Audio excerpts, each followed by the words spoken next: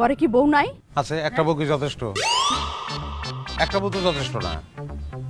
আমার ইচ্ছা কি কয়, আমার দাদাই করছে চাইল বিয়া, দাদার বাপে করছে, আমার বাপে করে নাই, মাঝখান থেকে সে মিস করছে। মানুষ যত বড় বউয়ের সংখ্যা তত বেশি।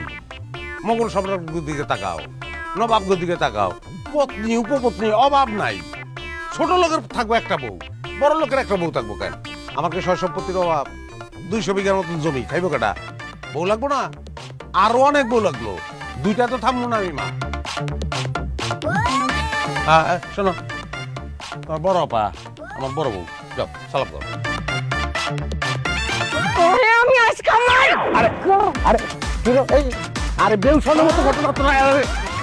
বেউসনের কি আছে? এরা তো আম্মা আম্মা আম্মা আম্মা আম্মা, তুমি ভিতরে না, দুইটারে ধরে রাখছি, তোমার করতে পারবো না আম্মা আম্মা আম্মা।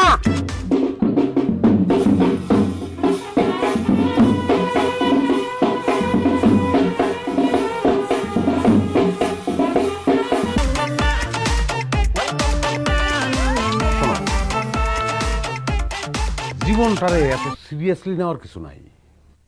মানে জীবনটাকে সিরিয়াসলি নিতে নাই, ম্যান ইজ মর্টাল, মানুষ মরে যাবো, তুমি এই দুনিয়াতে থাকবা না। তাহলে এই দুনিয়া নিয়ে, এই দুনিয়ার জীবন নিয়ে তুমি এত চিন্তা করবা কেন?